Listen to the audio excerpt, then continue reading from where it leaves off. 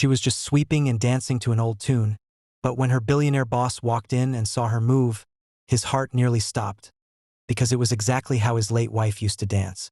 It was a quiet Sunday afternoon in the Montgomery estate, a sprawling mansion where silence filled the halls more than laughter ever did. Thomas Montgomery, a reclusive billionaire and widower, hadn't thrown a party or smiled in 3 years. Since losing his wife, Elise, the world had become gray, routine, and hollow.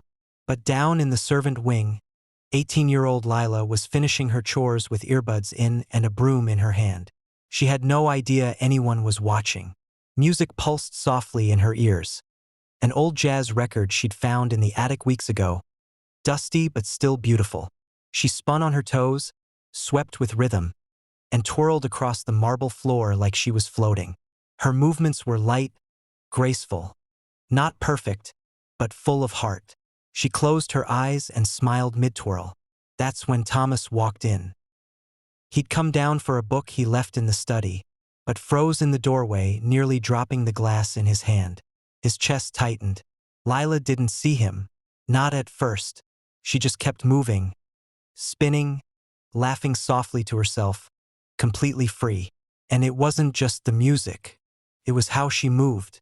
Every step, every sway, it mirrored Elise.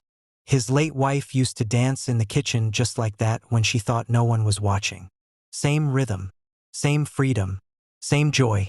"Stop," he said quietly, the word catching in his throat. Lila jumped, pulling her earbuds out. "I am sorry, sir. I didn't mean." But Thomas wasn't angry.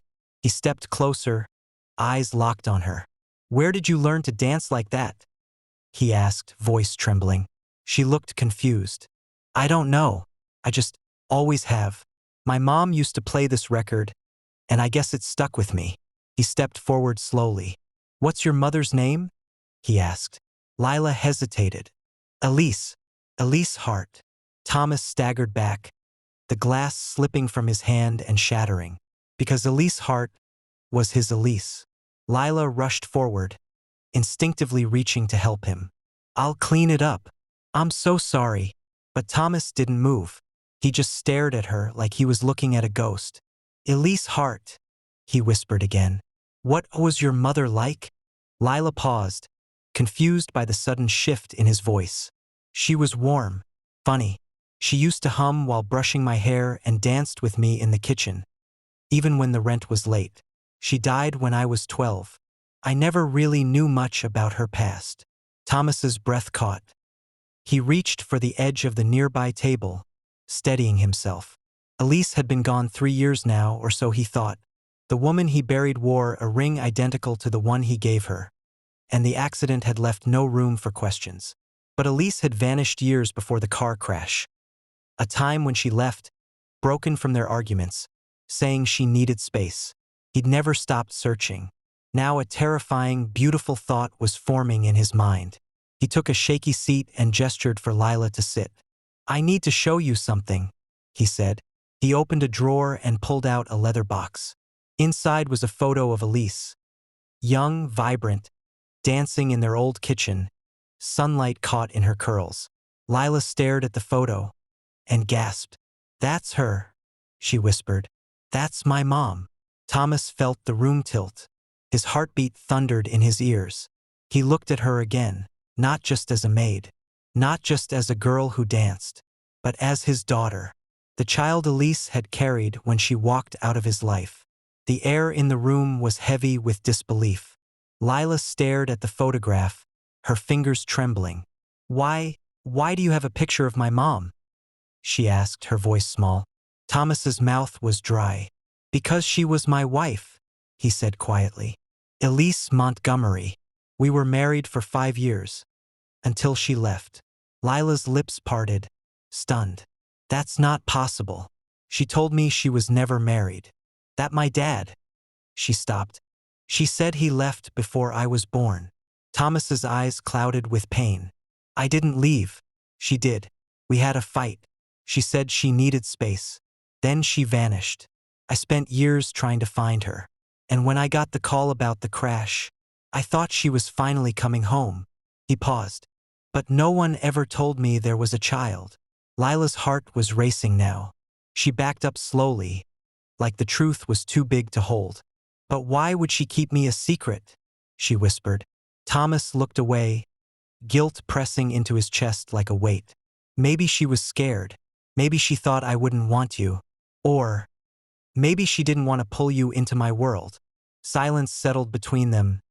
Deep, complicated, aching. I don't know what to say, Lila finally whispered. Thomas stood, slowly crossing the room. His voice shook. You don't have to say anything. But now that I know, I can't just let you walk away again.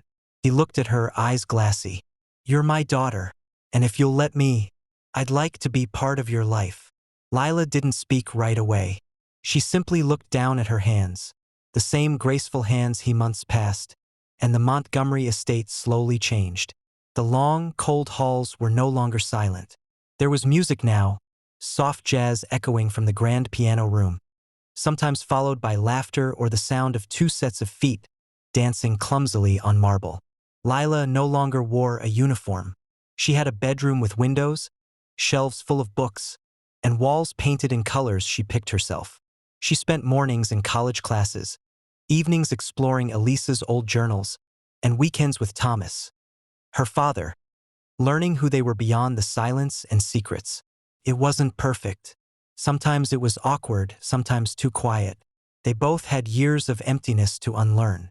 But there was effort. There was warmth. There was healing. One evening, Thomas brought out an old videotape. Your mom used to make me dance with her in the kitchen, he chuckled.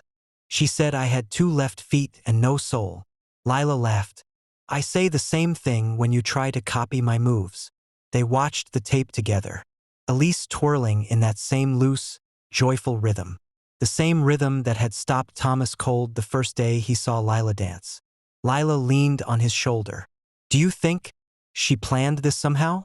Thomas smiled, his eyes never leaving the screen. I think she left behind just enough of herself to bring us back together. And in that quiet moment, surrounded by memories and forgiveness, the mansion no longer felt like a monument to loss. Felt like home. Our mother once danced with and nodded once quietly.